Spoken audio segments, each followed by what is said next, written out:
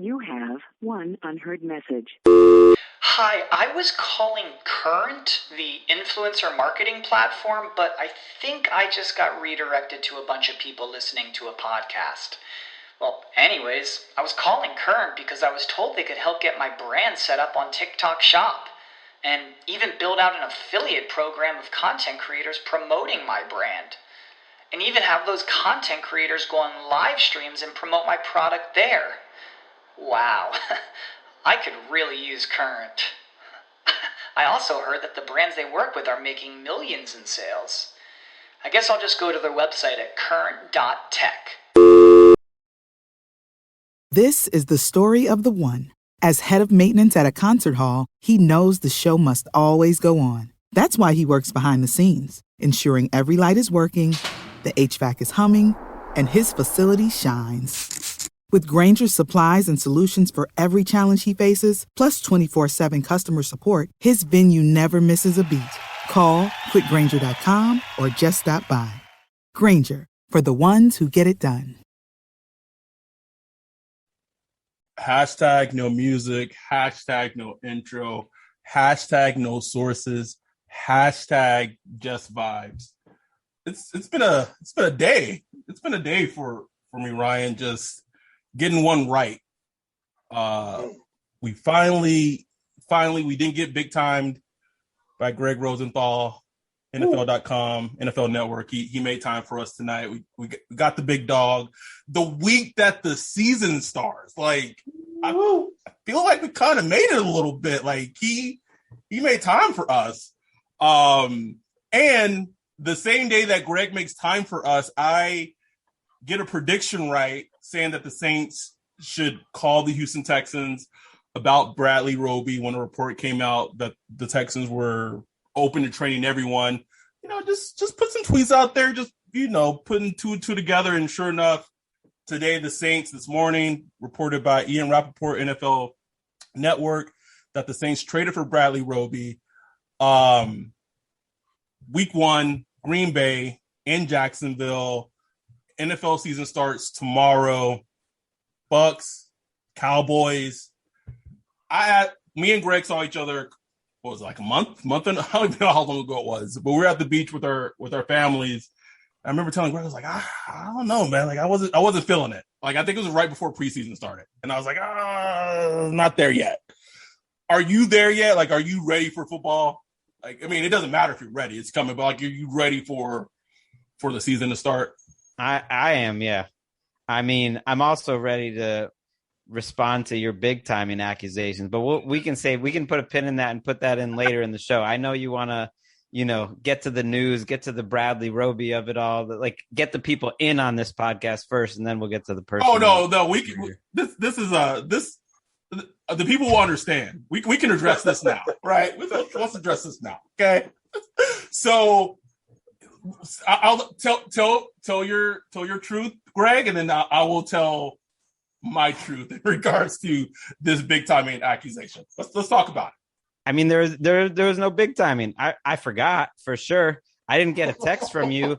I didn't get a text for you for 36 hours before. I was just, doom scrolling through, the floods in New York, watching some tennis while you guys were podcasting. I just didn't remember, you running a podcast here. You want to get the big time guest. You're saying, just shoot me a text. All I needed was a text. One text at any point during the whole day. Didn't need to be near the thing. Didn't need to be anything. And then I've been like, oh yeah, got that tonight. So that's on you. That's on you. Okay. This is a great segue into a tweet that Ryan had this week about how he would just detest being in the dating game, in 2021. Right. So the way I saw it is like the day we recorded, I texted you the day before and I just sent you the confirm, boom, boom, boom, this date, this time, boom, good. And then you didn't reply the next day. So like I am, if I'm using a dating app and I don't hear from someone and we can confirm plans the day before, I'm not going to be blowing you up like, oh, hey babe, are we still going on this date? Like, or like, I mean, you don't need to get in your feelings about it. We're not going on a date. I'm just coming on your podcast. Sometimes you see a text, you're in the middle of something, and then you kind of forget about it, and that's what happened. That's what happens. There probably was that fear where Adam would send another like reminder text, like, "Hey, we're on in 2 hours," and then you really ignore him, and then it's like, "Damn." No, that's what I'm saying. Not even put myself out there like that. Meanwhile, like my kids and my wife is like closing my door because I'm screaming and yelling right about when they're time to go to bed. No, I don't accept any of this. I mean, we just went to the beach. You were talking about like, how am I going to big time you for a podcast when we're going to the beach? I just love fucking with you, Greg. So I listened to your. I was actually finishing up your guys' sandwich bet props around the NFL podcast, a fixture in the NFL community and the NFL. Go get my lunch, bitch. No, we can say that here. We can say that. We can lean into it. I know y'all can't anymore, but we can keep it rich. Like Ryan just lit up right now. I just heard it. I love it. So I was listening to that, listening to that podcast and everything, and it just kind of struck me like, fuck, like football is back. Like it's here. Yeah, man. Yeah, no, I'm all in. This weekend was rough. We all have had different personal things. Your guys may more serious, but we've all had some rough times lately. And so that was a little setback, but knowing like the game was here by the time I was halfway through the preseason, I was in the zone. I'm going to try to throw myself more into it than ever. Cause like it's a great distraction. And that's, I got into the whole business cause of the love of the game and just having a job where you have fun. And I still do have fun, and I have more fun the more I know. Like the more I'm on my shit, then the more fun I'm having. So I'm all about it this year. No, man. No, I was just reading you. I saw you dropped the first QB index. And you had a nice write up in the beginning talking about you and Wes, how he kind of took the QB index last year, and that was kind of his thing to keep himself going and stuff like that. Mm-hmm. And the rankings of just looking at the rankings, I was like, damn, I can't argue with none of this shit. Like, I know you're not arguing with Jameis being up so high. That was the most common. I mean, Jameis said 19. I was like, okay, like that was the most common response I got of overrating someone. People didn't like he was too high, Burrow was too low, and it was definitely the one that I knew Wes would be like. Wes would be like, please, but I would respond quickly. Please go look at this man who's been a starter in the league for 5 years and is now playing for one of the best offensive minds in the league. And just look at where he was at the end of those 5 seasons, average out where he was relative to other quarterbacks. He was right in the middle. And now he's in his prime, in a better situation, healthy. He's got his LASIK. It's happening. No, I love it. And 19 just made a bunch of sense. And I was real interested in Burrow, though, because you pointed out something that's just been on my mind, like the whole, like since he played before he got hurt. I was like, damn, his arm looking weak. I don't know, I don't know if it was just I just couldn't. I don't know if it, like people like kept blaming the offensive line. I was like, I don't know, the ball just is coming out like and I like Burrow. I was like a big Burrow. I'm not an LSU fan, but I really liked his tape, from his 2019 season at LSU. But I was like, and now with the leg and the offensive line woes, it's like, ugh. Like I just, Chase not really looking right. It's like, I don't know, man. Like I asked Adam like a week ago. I was about to say it. Could they really be picking number 1 overall again? Ooh, wow. I mean, somebody got to pick number 1 overall. And this is like when you look at who, it's like, damn, could the Bengals be back up there? It's a sensitive subject, his arm strength, because sometimes you keep watching the games, and he played really well. He's got instincts, but I don't think he played quite as well as people think. And it was a lot of it because of the surrounding, because of the offensive line, because of everything. Yeah.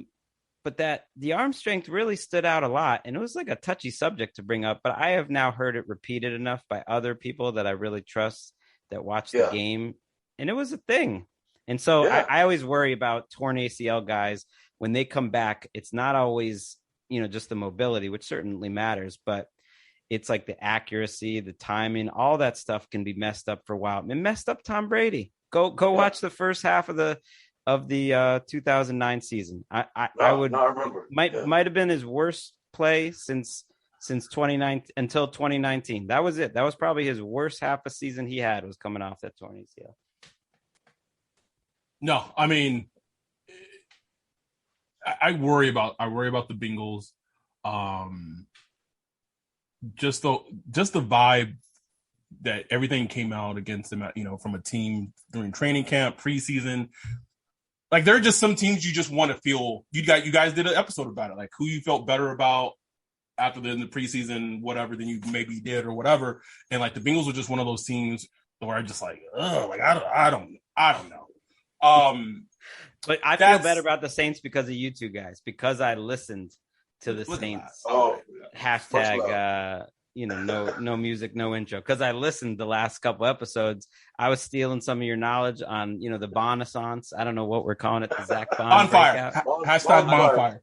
A bonfire. And a couple little other nuggets where it's like, okay, you go into camp thinking if a couple things go right, then this team has a chance. And I think those things have gone right for the Saints so far, including the Roby trade. That's something going right too. Well, that's huge. Obviously he's going to miss week 1, finishing up a suspension. We don't even know what the compensation of the trade is. We don't know how Roby's going to even fit in the Saints salary cap. I don't know. Loomis will do his jiu-jitsu with the salary cap, and that'll be that. But I think that it's going to take away such a pressing question of now the Saints don't have to rely on, is Ken Crawley going to be good Ken Crawley or bad Ken Crawley? Are we going to have to worry about putting a third round pick rookie cornerback starting in the NFL? And it gives them more depth, and it kind of aligns everything more in order, especially defensively. And Sean Payton has been saying all offseason cornerback is a must after they cut Jackrabbit. And Ryan and I talked about, like, it just didn't make sense, like why he was cut. And it seems like they were just kind of scrambling, like swiping right on everyone the last couple of days. Like, oh, can we get him? Can we get him? And they met a match with Houston, were able to get Bradley Roby. So we were texting about this earlier in terms of what we feel of him as a player. Albeit streaky, he has shown at times to be a very good cornerback. And now he's coming to a situation kind of like in Denver, where he doesn't have to be cornerback 1. He can be quarterback 2 and not go against like the elite wide receivers every week. Yeah, I'm not just kissing up to you guys, but I've always been a big Bradley Roby fan. I mean, he was awesome at times in Denver, but he was good last year in Houston. He was their best corner. Yeah, I was wondering about that because I watched very little Texans last year. And I was just wondering, like, what was his role there with the Texans? And why are they getting rid of him? Well, it's a new staff. He is a guy that now a couple staffs have, gotten rid of. The Denver wasn't incredibly eager to keep him, which was surprising to me. So that raises some eyebrows. But he's a physical guy. I mean, like, PFF always loves him. He always has good numbers in terms of like forcing incompletions. I just think he's like a solid number 2 NFL starting cornerback, can play inside, can play out. I kind of put him in the same ballpark of Jackrabbit. They're not the same type of players, but like he's like a better than average starter. Like, he's a good number 2. And that's hard to find. So I don't know what the deal was. That he was not a guy I guess they thought they were going to re-sign or bring back next year, but it seems perfect. Wouldn't surprise me if the pick is a little higher than you think. What is your guess? No, I was thinking like at least a third. Okay, that's higher than I would think. But yeah, that sounds about right. Then if they're offering a third, Houston's taking that. Because at one point the Saints are desperate. They've been desperate they're willing to trade from like 27 or whatever to like top 10 to draft like a corner in the draft. So like them giving up a third wouldn't shock me at all. Like, not in the least bit. And you could kind of read the tea leaves and tell this has been something they've been working on for a while. I mean, as soon as the news came out, Nick Underhill had like a breakdown of of Bradley Roby like 3 seconds after Ian dropped the tweet. So it's like you can tell like this is something that's been in the organization for a while. Like people have known this is something that's been working on. So it's like okay, so it wouldn't surprise me if they had especially I know the Saints. Like the Saints always pay high. Like they're never that smart team that just swindles another team. No, they overpay. They never have no problem with it. That's the only way. That's the only way you get them a couple days before the opener, unless the guy's bad. Bradley Roby's good. Most guys getting traded at this time of year are bad, but he's good. right. Yeah, and I don't mind that. Like third round, you spent the third round pick for Paulson Adebo. So if you could spend a third for Bradley Roby, that's 29 years old. Okay, he's got an $11 million cap number next year too, so it could be 2 years. Yeah, the Texans are all about just getting the players that they wanted to get, and so that this was not a guy that they brought in. So, dang, now I'm starting to feel the Saints a little bit. Don't let him do that to you, Greg. Don't let him. Wait. Can I throw a theory by you guys? Actually, related to Roby. Yeah, this is some devious stuff. So you're talking about this Roby thing was cooking for a while. Do you think Sean Payton knew the only money they could scrounge up at this point of the offseason was Murray, and he knew that like 3 weeks ago, and he almost started just like burying I mean maybe he really did look poor in everything in camp and everything, but he started like laying the public groundwork because he knew he might need to get rid of this dude. That's a good theory because like early in camp we were hearing grumblings about Latavius Murray, like he wasn't getting any snaps in camp. And, we were like, oh, well, maybe it's just kind of veteran day off type of thing, just giving him a break. Then it just started getting weirder and weirder. And then came the first preseason game. Bro, I said it on the pod, good. Ryan. I said, are we sure he makes the team? He just looked so bad. Like, just bad. I stole that, or I meant to put that in my potential cuts column. I might have forgotten. I don't even remember at this point, but I threw that out somewhere, and it was basically from listening to you guys, and it made some sense. Now, guys do show up, and they're not quite the same guy that you last saw. Like that happens, but this is my devious conspiracy theory because ultimately the Saints did him a little dirty, and so then it's like Peyton's trying to not look like he's doing him as dirty as maybe they did him.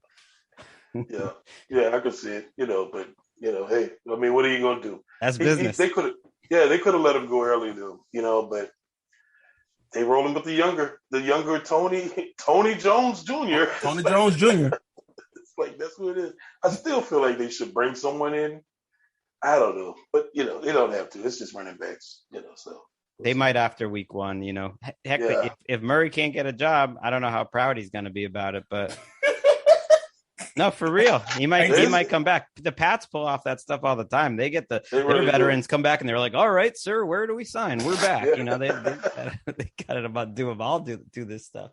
I mean, go ahead. Go ahead, Ryan. No, I was just saying there's something about taking a pay cut. It's just like, no, I'm not going to do it. I'd rather, stay home or go somewhere else.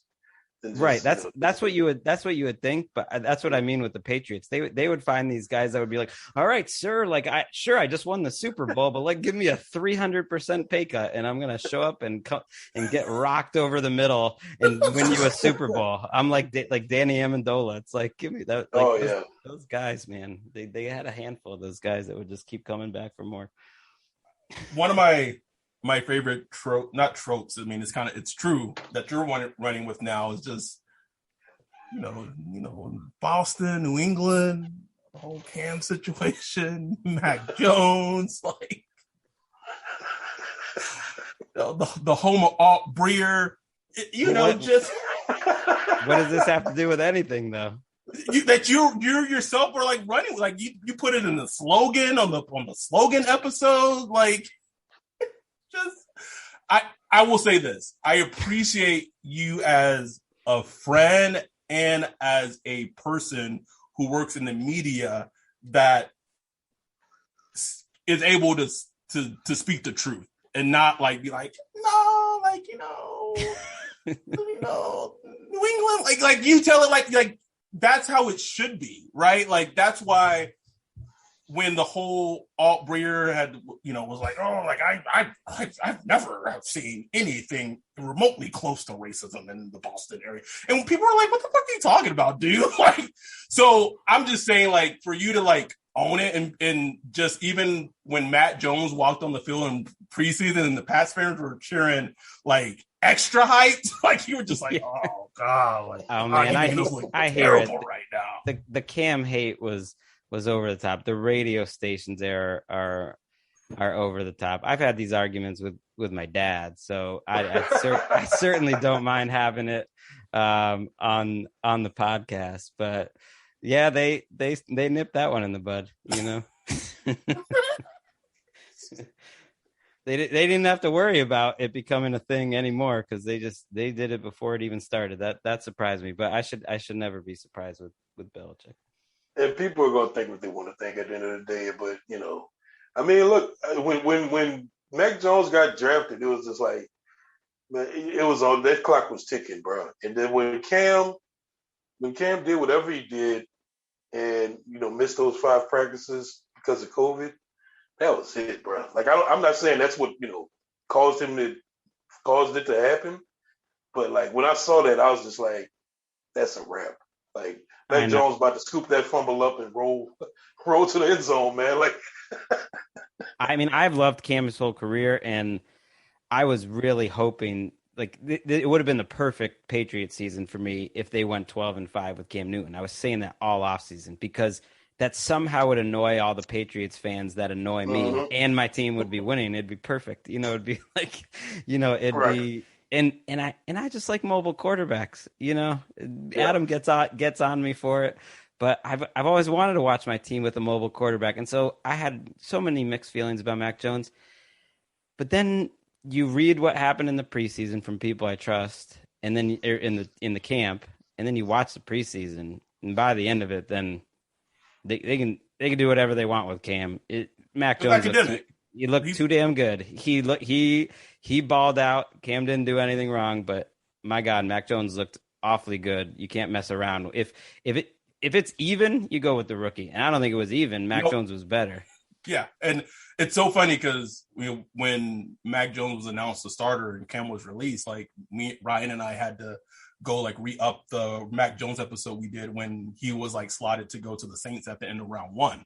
And if you just went back and just watched him at Alabama, he's just such an easy evaluation as a player that like it just makes sense. Like none of his success, how good he looks is not a surprise to us, like at all. He just fits. I think it's a surprise. It's a surprise to the Panthers. They got Sam Darnold back there in the week 1. Oh man. I mean, that's a great talking point of the whole sliding doors of the 3 teams that passed on Justin Fields: Carolina, Denver, and to a lesser degree, maybe Philadelphia. Like that decision of them passing on Justin Fields may be like another one of these situations of like the Bears and San Francisco passing on Patrick Mahomes and Deshaun Watson, the football player. Like, do you feel like there's, I won't say pressure, but like when you pass on a quarterback that's slotted to go that high, and then if that quarterback goes and just succeeds and balls out, like that's such egg on your face, like as an organization. Well, that's a problem. I mean, Surtain and Horn, the cornerbacks, they're probably going to be good players, especially Surtain. I feel good about, but it doesn't matter how good they are if those 2 ball out, especially Fields. Fields felt like the obvious pick, but if you're Carolina, who was kind of attached to Mac Jones, and people thought maybe that would be where he goes early on before you even heard the 49ers stuff. You heard all this stuff. There's Senior Bowl. If you passed on 2 guys and you got Sam Darnold back there and he's like the 28th, 29th best starting quarterback in the league again this year, ooh, that's bad. You didn't just miss once, you missed twice. It's like, what are you doing? Like, I keep hearing about, the owner of the Carolina Panthers, like he's a hedge fund guy and all this shit. It's like, what are y'all doing? It's like, these are multi-billion-dollar organizations. And look, getting a great quarterback is hard. It's Hard. difficult. So fucking hard, man. Like, but it's like to miss on, like just to pass him up and not even like pull a ticket. That's what gets me, man. Like that's what Right. drives me.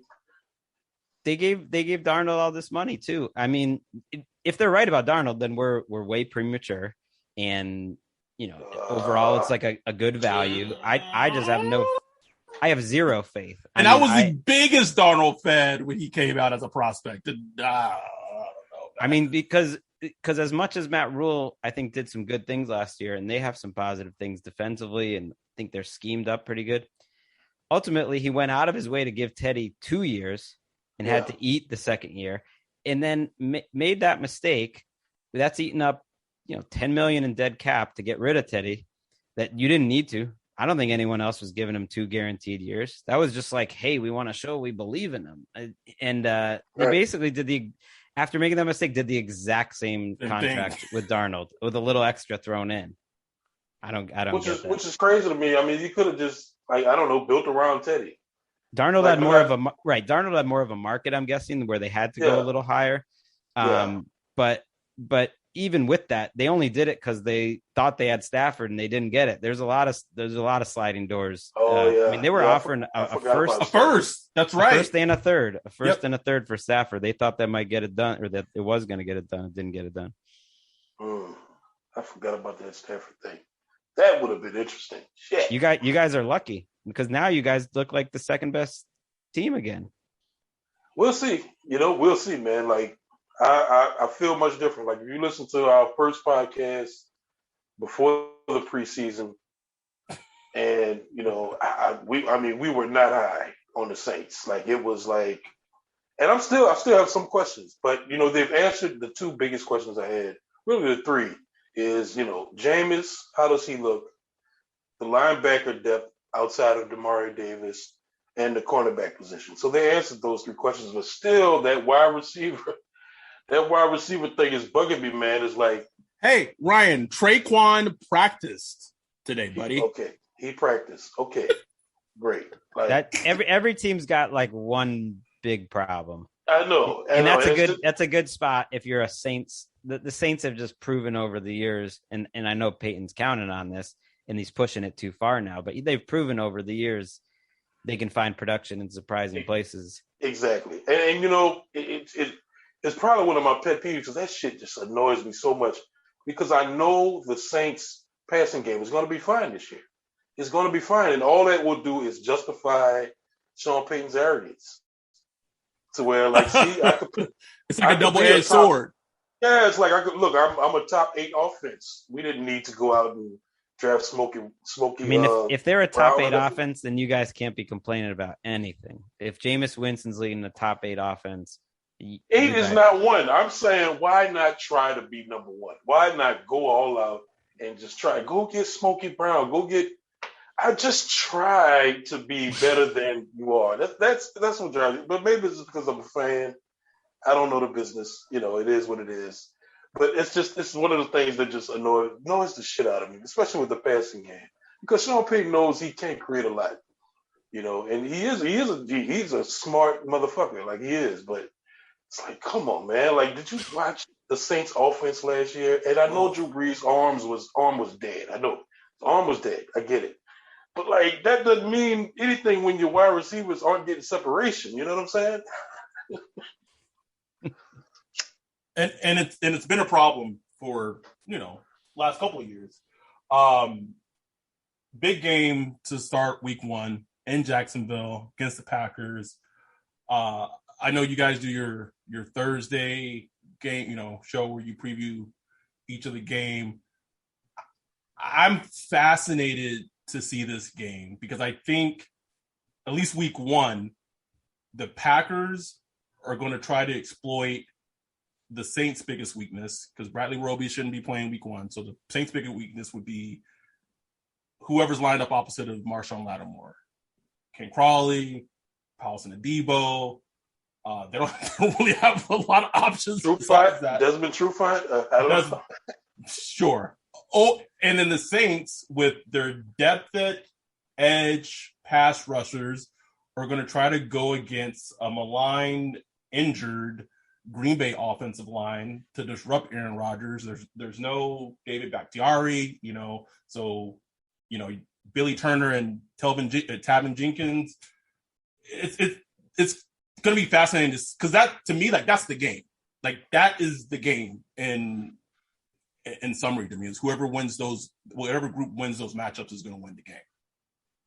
I agree. I'm fascinated to see it. I wanted to hear I tried to get you to give me some help here. I do the game picks on our website now, and now we're like putting the spreads there. I do the show Game Day View with Cynthia Freeland and Andrew Hawkins on Fridays. It's basically like a picks show. And so I'm trying to figure out who am I taking. I settled in on Saints covering 4 but losing the game. So I'm like, I'm splitting the baby there. I'm trying to thread the needle. But there's something about them this week in week 1 having something a little more to play for than just themselves, and that their offensive line's going to be good, and they're a veteran team too.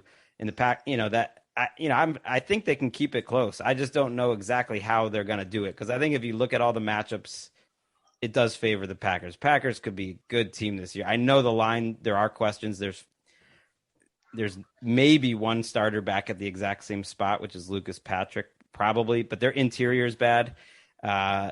They have Jenkins at the left tackle, Elgton Jenkins and Turner, like you mentioned. Like they got questions, but it's like Aaron Rodgers and the scheme make up for a lot of those questions. Yeah. And their defense, I always thought, was like underachieving. They have some players on their defense too. So I think if you just stack up the rosters, the Packers are right there with the top 3 or 4 teams in the league, and that's a tough ask on a neutral field, which is sort of what I'm seeing Jacksonville. So I kind of split the difference, said close game, but Saints don't quite get it done.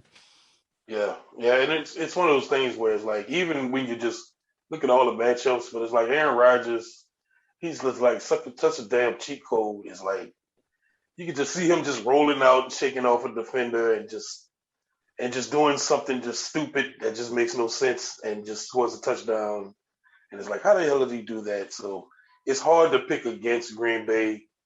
I'm just, I'm leaning towards the Saints, this, because like you said, I just feel like there's just a little something extra with him, and I just know how Sean Payton is. He's really, really, really good. And I know I can hear Patrick Claiborne right now talking about like motivation. Like, oh, they're going to be extra motivated. I can hear it. Like, I know, but I've seen it. I've seen it with my own eyes with this team. Yeah. Sean is really good at this, man, and he's really good at getting it out teams like that. So I can just see them playing with a little extra this year. I do think they will cover that 4. And week 1 too. You were when I pointed out on Twitter that Saints win over the Panthers in 2005. Man, that was a really memorable win. Just as a fan, watching them and rooting for them. And yeah, you mentioned like that was the only bright spot that season, which is fair. But it was that week 1, like that is playing in my mind a little bit too in this game. Yeah, and the players are really taking this thing to heart, like this whole hurricane and stuff like that. You could tell. Just listen. Like I listened to a couple of like the interviews, at work, when they were streaming on the the Saints Twitter website, and you could hear it. Like I know it sounds, I don't know, like whatever, because it's like players are just going to talk, but like sometimes you could just tell like there's something extra this week. Like they're displaced. They're playing on a neutral field. They're going against the Packers, who were in the NFC Championship game last year, beat the Saints last year in a game that maybe if Taysom doesn't fumble, maybe they win. Like, I don't know. Sean's going to be pulling all the strings and doing what he can to make sure that they're ready without question. And defensively, I don't know, man. I don't know how good the defense is going to be this year, but they have so much confidence this year. I've seen. Malcolm Jenkins talked about it because he's kind of taking on more of a kind of that veteran captain role. And it's like, he said exactly what I was thinking when I watched him during the preseason. It's like, they're just playing just fundamental good football. Like, just, it's not really even about the players. It's just like good form tackling, like paying attention to details and playing your assignments. It's just like good old defense. We'll see if it translates. In a regular season, they typically start slow on defense. So, offense. and offense, but really defense. Like every year, it's just like even the good years, they started slow. So we'll see. You're starting to convince me. This pick, I haven't filed it yet. I'm thinking about changing it, listening to Ryan. Don't listen to me, Greg. Because I want to root for that. Now that Breeze is gone, I feel like I'm more ready to re-embrace the Saints again. Plus the city needs some good news. City needs some good news. Breeze had you like, nah. Yeah, kind of. After a while, I was like, I've seen enough of this. Let's move it along. I mean, it's the Fox's big game of the week. We get Joey Buckets, got Troy. Troy gonna drop that shit. Troy gonna say something that's gonna be like, oh, and Pro Football Talk gonna have to run in it. every time that Troy does a Saints game, he always has like a Sean Payton quote where it's like, oh shit, like he's like breaking news or something. Week 1, what game are you most excited? Hey, by the way, before we move on from the Saints, I just want to point out your boy 2First, who you like to mock. I never jumped off his corner. I'm still there, and you guys have been missing this man for years, and you need him this year. So you better hope those camp reports are right, and you better hope I'm coming back on this pod and honking about his 12 sacks in like week 14 or something. Here's the thing, Greg. Even in this 2 preseason games, he has looked, as he should, absolutely explosive and dominant against, backup left tackles, backup interior linemen. Okay, which is great. We just need consistency. Show it in the regular season. Pressures, blah blah blah.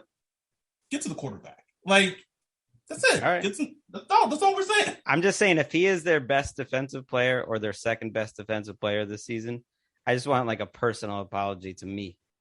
Oh, you got it. To you and Ryan might do like a video apology to 2First himself. Okay. Himself, because I know he's seen it. 100% has. Without question, he has. But I was just going to ask you, it's week 1. What game are you most excited about week 1? Ooh, I don't know if I've got a good answer for this. At the same time, usually I'm not such a big homer, but I really think the Patriots Dolphins would fascinate me in any scenario, because those two teams are new. They've added components. The rosters are much different. They always the Patriots always do some weird stuff in week 1. Last year they break out this Cam running attack. They ran they played hurry up and ran the whole game against Miami, and it was like they did the best shortening the game strategy ever. And they're always doing different stuff. And I really respect Miami's coaching staff. I think these are both double-digit win teams. And so week 1, it just feels that's one that smells like a big game where I'm just curious to see Tua right now. I'm definitely curious to see Mac Jones. I'm curious to see Matt Judon and Christian Barmore and Josh Uche and all these dudes on New England. Defense. So that game to me is fascinating because I think both teams are really good. Are you Ryan and I have been very how we kind of feel about Tua. Like, are you still in on Tua? I know we've had this conversation before. Yeah, because I just thought the reasons he struggled his rookie year made sense to me for the type of player that he was. He was going to win with quick decisions, accuracy, his mind, being a little like Drew Brees. Right, exactly. And that wasn't necessarily going to translate to balling out as a rookie. So he's looked good in the preseason. I think he'll be better this year. Yeah. I hope so. I want to see him do good. I like Tua. I saw that you had Russell Wilson ranked, I think number 6 on your QB index. Yeah. And you've been on this for a while, which I think is interesting because a lot of people just talk about his offensive line.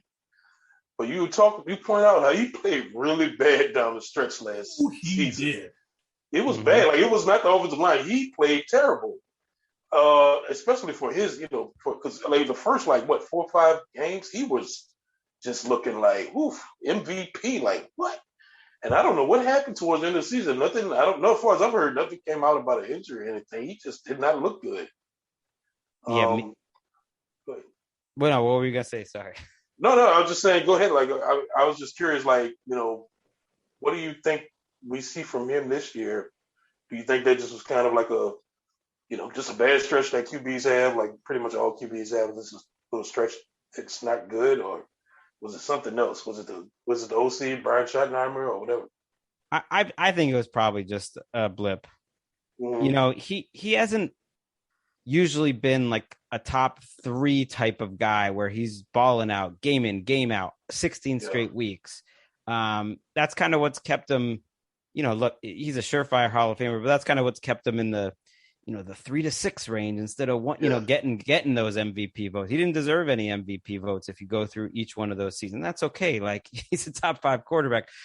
So he was playing a little over his skis. Mina Kimes had a great point about this, so I'm just going to give her the credit, but I think it was totally right that he had those 2 big interception games where just things fell apart against Buffalo. Like, they were just going bombs away, and it was against Buffalo and against Arizona where he turned the ball over like, I don't know, 9 times or something. And he was a little spooked after that, and they just didn't make sense with him being spooked. He was like holding the ball, so he was still making some mistakes, but the big plays weren't there. He always holds the ball. That's his style. Yeah. But it was like he lost the equilibrium of how long you could do that. He was just holding and taking sacks. I don't think it'll keep up though. He'll be fine. I'm not really worried. It's a different offense, so maybe it takes a minute, but it probably is an upgrade from Schottenheimer. The guys I debated, between him and Lamar and who was 4, I don't even remember, but like they're all in the same little bucket. You brought up this deep conspiracy theory that you had about Murray potentially before the Bradley Roby trade. So I started developing this deep conspiracy theory when I heard Dan on the podcast talking about the stretch of games that the Colts have to start the season, like their first 6 or 7 games, just this hellacious slate of teams that they go against. And so my theory started going, hypothetically, if the Colts are 1-5 in those first 6 games, what have you, like, do they try to do the opposite thing of tanking, where they either sit Carson Wentz, because they have to keep in mind they owe the Eagles a first round pick depending on how many games Carson Wentz plays and all that.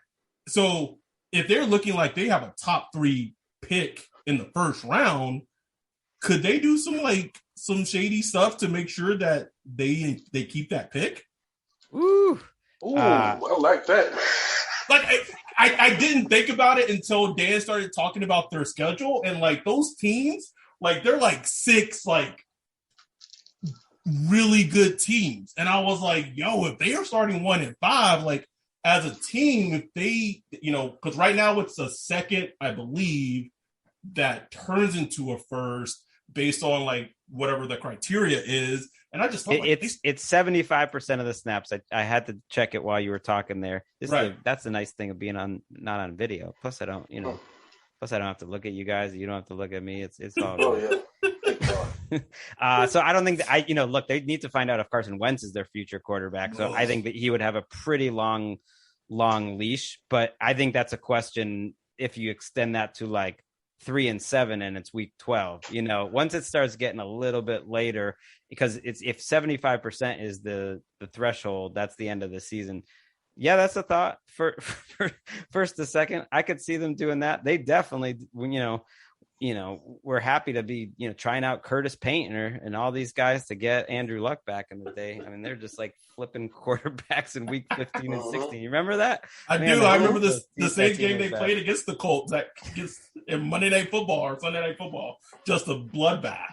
It was I got to check who the starters were, but it was man, our backup has got to be one of the worst quarterbacks in the league. Let's check out our third stringer, who's even worse. Curtis Painter, baby.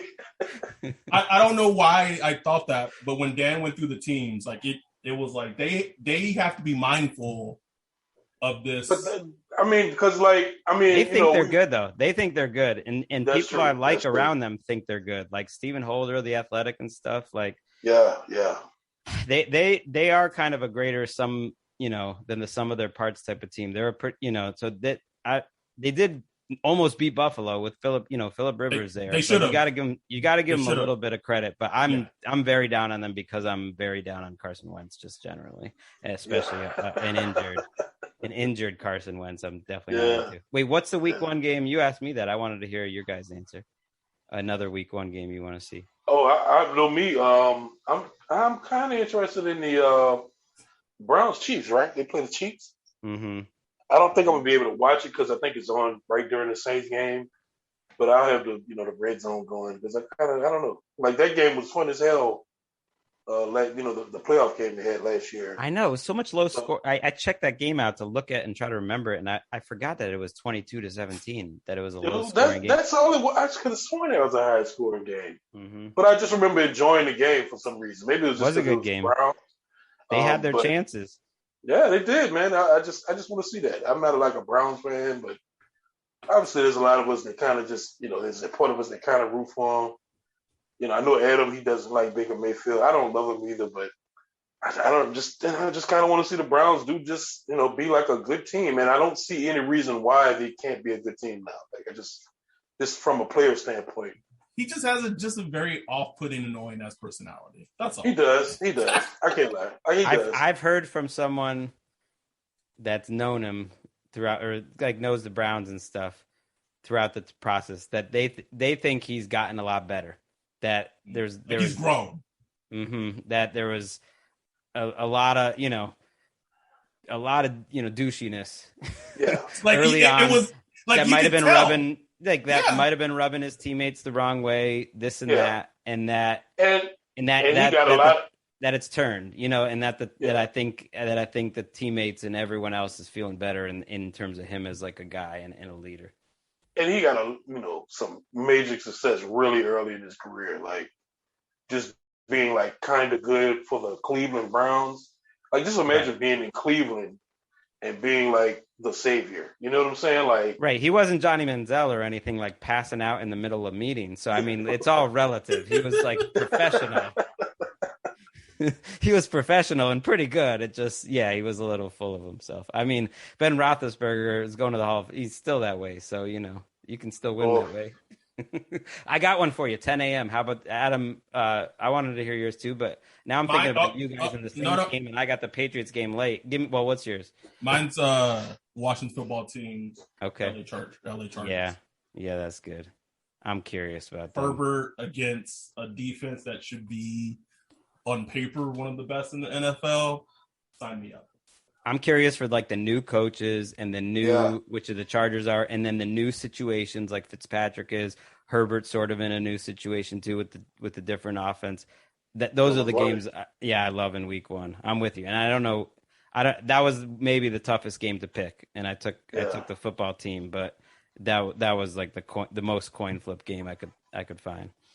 No, I picked that up. Another one from your QB index. I see you kind of like I wouldn't even say on the fence with Joe Lombardi. You're not high on Joe Lombardi, which I completely understand. I just want to see it. I love Herbert. I love Herbert, and man, I just don't want them to mess it up. And as someone who feels like they messed up Philip Rivers for the most part, wasted his chances. Did you read that Athletic article? I don't know who wrote it. You probably know those guys better than me, but they were talking about how Bruce Staley, is that his name, Bruce Staley, or is it Brian Staley? Brandon. Mm-hmm. Brandon Staley. How he basically he's known Lombardi for a while, and he was interested in how the Saints marry the offense to the quarterback, and how he wanted he wanted Joe to kind of do that with Justin Herbert. Not just because I remember when he was with the Lions, when Joe Lombardi was with the Lions, he basically just like copy and pasted like Sean's playbook and just like said, it was okay. It was okay, but it's like no, it just didn't work. Stafford isn't Drew Brees, He's not. Period. Like they furthers apart. So, but it sounded like from the article. It's just an article, but it sounded like maybe he did learn that you need to adapt your offense to and it seems like Brandon Staley. I mean, he seems like a smart guy. I don't know him. I liked his defense last year, but he seems like one of those defensive guys that's really interested in offense and how offense functions, and it seems like he understands that you got to win with offense, which is different from a lot of defensive coaches, head coaches that come in, that are around the league. So I think he might get it. But we'll see. I don't know. But I'm interested. Everything he says sounds smart as hell. I'm pretty sold on him. That's Mark Sessler's corner on our show, but I agree with Mark. And between him and Herbert, you're right. Yeah, the quote was like, we don't want him to fit into the Chargers offense. This is just the Justin Herbert offense. Like that's the offense. He is the offense. That was the quote, I think, from. I love that. Like if I'm a Chargers fan and I hear that, I'm like, yes. This makes sense. You get it now. You know what I'm saying? The other 10 a.m. game, though, that I'm curious. I don't necessarily think it's going to be close. I might put I want to see the Titans Cardinals. I want to see Julio Jones on the Titans, and you got Jack Rabbit and Elijah Molden. Caleb Farley and these guys, and then you got the Cardinals. I don't know what the hell the Cardinals are going to do. No one does. They just got like J.J. Watt and A.J. Green out there, and they got these two linebackers, Zaven Collins and Simmons, who are both like 6'8". Like I can't take my eyes off them when I saw them in the preseason. So I think the Titans might roll, and the Titans might be pretty good. But I kind of that's the game. That's going to be the game I take too early and watch at 10 a.m. I'm into. No, I mean that sounds like a popcorn game. Yeah, Kyler Murray against the Titans defense. He's probably going to be running around like that. I just want to see Julio. I want to see Julio put up 6 for 135 and everyone be like, oh shit. That's what I want. I love Julio. Now you guys can love him too, Yeah, that's true. I'm probably would like Julio now. This is kind of one of the last ones I have for you. And I was going to post tweet this in terms of to the timeline, just from a discussion of what's worse to experience as a fan. Is it you have a team like the Broncos where you have everything in place except the quarterback, or is it kind of that place where you are looking for the franchise quarterback? Like what's an example? What's an example of that team now? So you either be the Broncos where you're looking, or who? Like the Cardinals where you feel pretty good about Kyler, but they're in the middle. Yes. I think the answer should be the one with the quarterback. But I do think the league is changing enough. When I do these quarterback rankings, if 4 of these 5 rookies hit, or even 5 hit, which looks possible, it's like we're starting to stack up like a lot of pretty decent quarterbacks. It's not that hard to find an average quarterback these days. Ryan and I talked about it last year before last year's draft. It just in terms of Jameis. There's just not there's not a whole bunch of quarterback positions that are open. As the league goes on, there's some that still, will be open. Oakland or, Las Vegas, those, but the league is kind of slowly becoming most teams have a, competent quarterback and can get at least decent competent quarterback play. Right. They're the level, look at Jameis. You got Jameis for cheap, and you're thinking we're going to be okay. That sort of trend makes me think that you'd almost rather be like Denver if the point is to just win Super Bowls. That you'd almost rather be the team that's set up. You just can't wait around for long because things just change too fast. Teddy, they got to get that quarterback next year. There's no more time than that. After that, the timeline is over. Right. Because I think if you look at Denver right now, the perfect example of what Denver can be in a couple of years is this year's Chicago Bears. That defense, at least defense, the defense that carried them deep into the playoffs and, they had the double doink, that defense was a Super Bowl ready defense to carry them to the Super Bowl.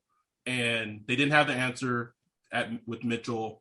He flamed out, and now 2 seasons later, that defense has gotten older, slower. Now that they have the answer now. They have Justin Fields, but now the team that they originally had is not the same. Yeah, it all depends on how good, how high we talking about the quarterback. If it's like Baker or Kirk Cousins or, kind of in the middle, then I don't know. Then I'm not worried about it as much. If it's like a legit top, if it's Justin Herbert, you want Justin Herbert. Period. Yeah. Period. Yeah. No question. You're not messing around. Although my boy Teddy is going to light it up. I like this Broncos team. Here Gregg's swirl tendencies when it comes to quarterbacks again. Just you can't, like, you say, like, you like exciting, you like to watch, you like to be excited. Like, I've seen Teddy play, man. Like, there's nothing exciting about watching Teddy play, bro. Like, he first of all, he was exciting as hell in college. I'm not usually a college guy, but my God, he was. I was into him in college. He's got the touch. He's got a great pocket feel, like a destitute man's Brady. He does move around in the pocket, which as a longtime Brady, follower, he's got a little bit of that. He's not as exciting as he probably could have been or looked like he was gonna be. But you're right. He never was gonna like blow it up. I'll give you that. I mean, he was never gonna like fill up highlight reels all the time. Sad. You have a type when it comes to quarterback. There's nothing wrong with that. Just embrace it, bro. Teddy's fine though, man. Like you give him weapons. I wouldn't call it. He's not on the Dalton line, but he's like right there.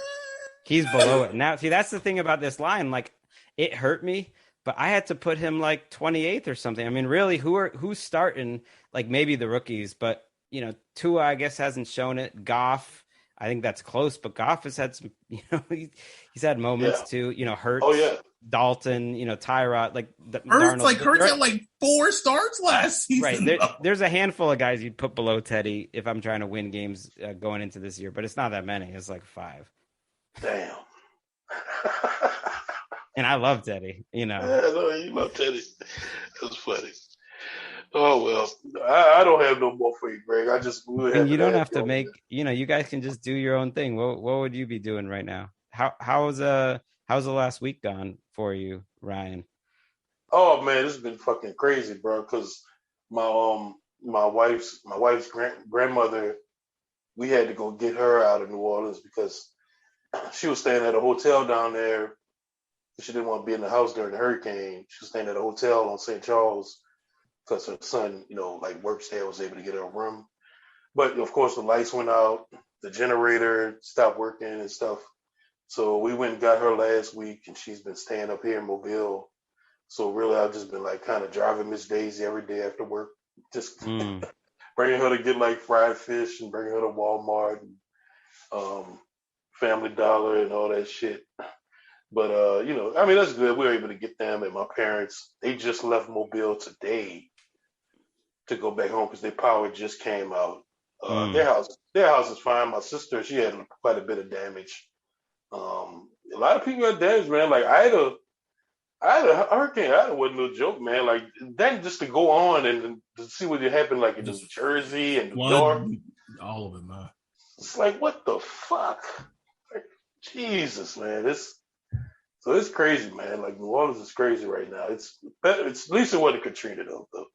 The levees held up. There's still a lot of suffering, but it's not like 1,900 deaths like Katrina. You know what I'm saying? Right. But because of that, I think it's like people, everyone's got their own problems, and they're not. People aren't thinking about it that much. And it's like there's still a lot of problems. It's still a bit of it's still a bit of it's like a humanitarian crisis when a city that hot doesn't have any power for a week. Oh man, it's what I mean. And the people that are having to deal with that, that's a crisis. You can say, okay, well, there's not as much. The water's not there, then that's beautiful. But man, right? You feel for what's going on. It's pretty amazing though. They did that. The Saints look like they might play week 4 now. That was a surprise to me. So that's kind of a nice little nice item. Yeah, no, that's huge. That's huge. I just want to see them back in the dome with like a crowd there. I guess knock on wood. there'll be a crowd there, but like I just want to see that again because it's been so long since I've heard that roar from the dome through my TV. It just has a different feel to it when that's happening. Especially if Jameis out there balling out or something. I don't know. That'd be fun. I feel like speaking of Greg big timing us, I feel like we made it. Like, do you know that Greg followed us our Instagram account today, Ryan? What? Made it. Big Well, time.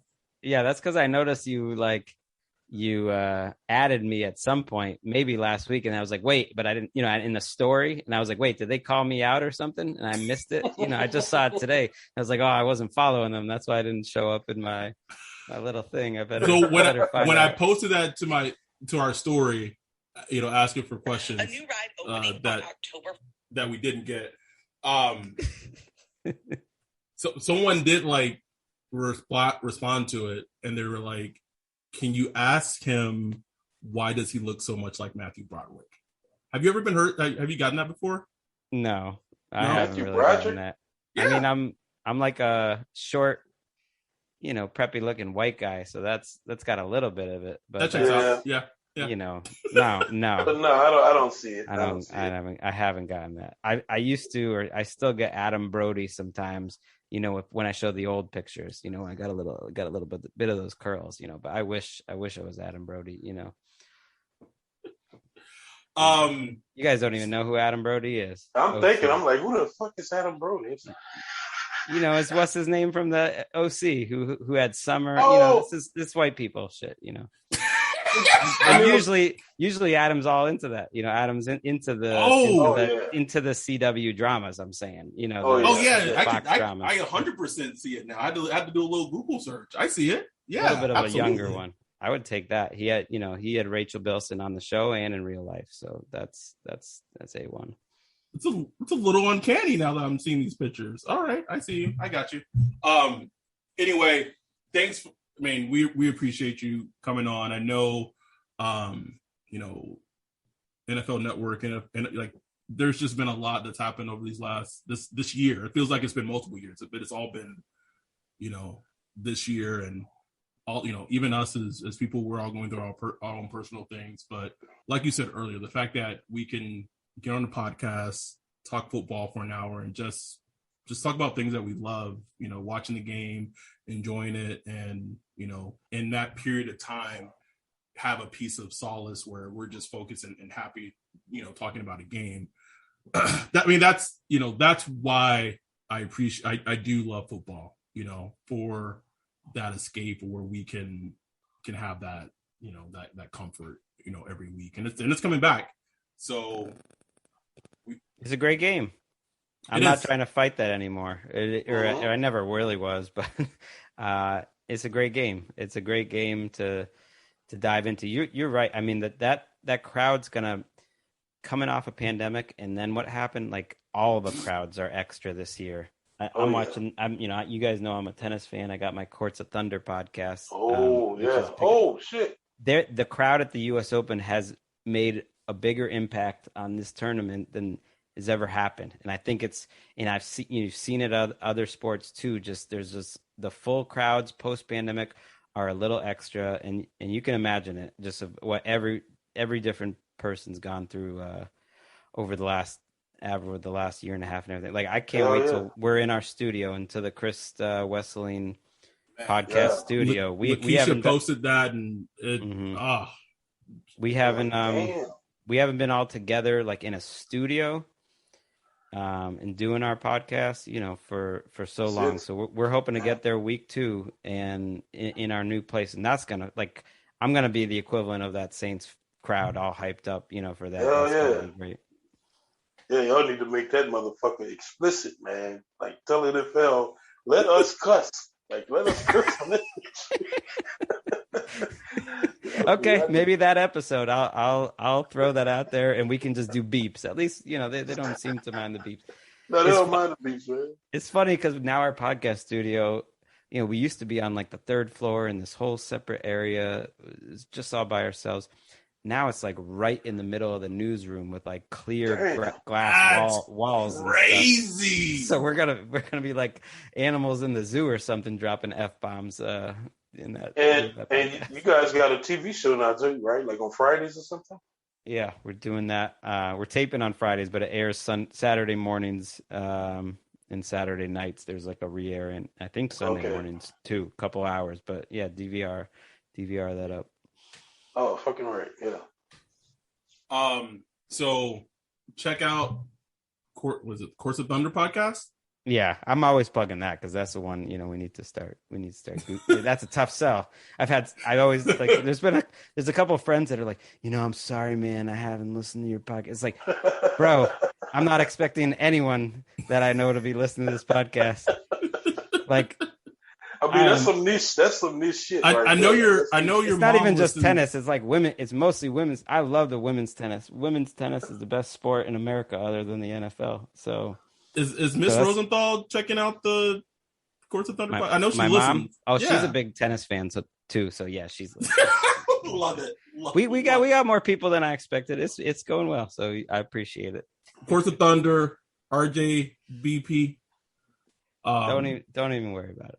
Not RSVP, not to be confused with RSVP, like I said last time Greg was on. You can follow Greg on Twitter at Gregg Rosenthal, Around the NFL podcast. Thursday night, Thursdays is the preview show for every NFL game. Sunday, flagship show. They do the recap of every NFL game that happened Sunday. And that's it, man. As always, we appreciate you coming on. I know you're going to be busy as hell starting tomorrow. You guys are probably going to, do the recording of the recapping the game. You guys are all going to be at Lakeisha's tomorrow night. Enjoy the game. And we'll check in hopefully maybe mid-season and see how the Saints are doing.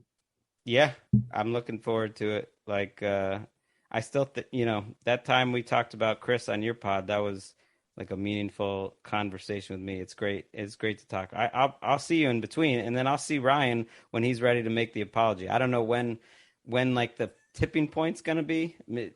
I guess you got to give it like 10 weeks or something, but once we know for sure that Davenport's getting it done, then we can have our special apology. If he hits 10 sacks at any point this season, that video will be on YouTube and Twitter. Trust me. Looking like Nader. What if he's got like 7 sacks but 87 hurries? Stop it, Greg. I mean, that's some clowny shit right there. That's what I think he is. I think he's clowny. That's my other guy. I guess I have a type when it comes to pass rushers too. You know who I like?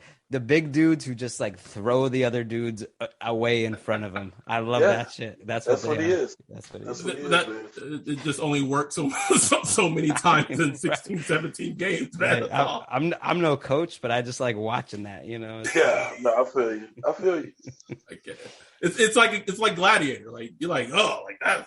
Like that's why we watch football, right? That's what I want. That's what I want. The guy who can just throw the other big guy. So with that, we're gonna get out of here. So for people who are wondering, like this is our Green Bay episode. Like there's not gonna be like an in-depth Green Bay Packers preview. Like you got it. Like that's it. But I will say that the hashtag Say Sort of podcast will do our biggest podcast that we do during the season that does the biggest numbers, which is the rapid recap episode Sunday night after the Packers game, like for sure does our biggest numbers by far. We're gonna be lit. How rapid we talking in terms of how long's the show and when is it up? So the best episode we did last season was the Sunday Night Football game where the Saints like dismantled the Bucs. Like if you go back and listen to that podcast, I was very buzzed. And it was just a beautiful, beautiful podcast experience. So they play like 125. So we'll probably start recording, I don't know, like maybe before Sunday Night Football starts or maybe right before. And that's people's favorite episode we do. And when does it get up? I'm talking about like, I'm going to be leaving the studio in Inglewood. That's where we're going to be on Sundays now at like 9:30. The gentrified Inglewood, not.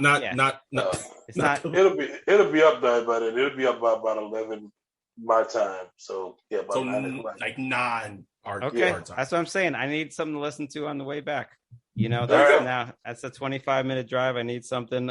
You know, that's perfect. And yeah, I hear you. It's like I'm sure it's gentrified compared to where it was, but it's not that gentrified. It's not all that gentrified. Greg said I'm still locking them doors. No, that's just like the bar water in New Orleans. Like, you know what I'm saying? Like, you better lock them doors, bro. Like, don't get it twisted. I'm just saying, it's not like the West Side. It's not Westwood or something. You know? No, it is definitely not Westwood. But I say that because I was driving through Inglewood for work, like past like the stadium and past like everything. I was like, holy shit! Like, this is Inglewood. So, like, when did this become Inglewood? Just saying, it's just a little crazy. It is. But with that, we're going to get out of here. Enjoy football this week, guys. Take care of yourself. Take care of your families. Check in on your friends and your families. With that, we're out. Peace. This is the story of the one. As head of maintenance at a concert hall, he knows the show must always go on. That's why he works behind the scenes, ensuring every light is working, the HVAC is humming, and his facility shines. With Grainger's supplies and solutions for every challenge he faces, plus 24/7 customer support, his venue never misses a beat. Call quickgrainger.com or just stop by. Grainger, for the ones who get it done. When you need mealtime inspiration, it's worth shopping Baker's, where you'll find over 30,000 mouth-watering choices that excite your inner foodie. And no matter what tasty choice you make, you'll enjoy our everyday low prices, plus extra ways to save, like digital coupons worth over $600 each week. You can also save up to $1 off per gallon at the pump with fuel points. More savings and more inspiring flavors make shopping Baker's worth it every time. Baker's, fresh for everyone. Fuel restrictions apply.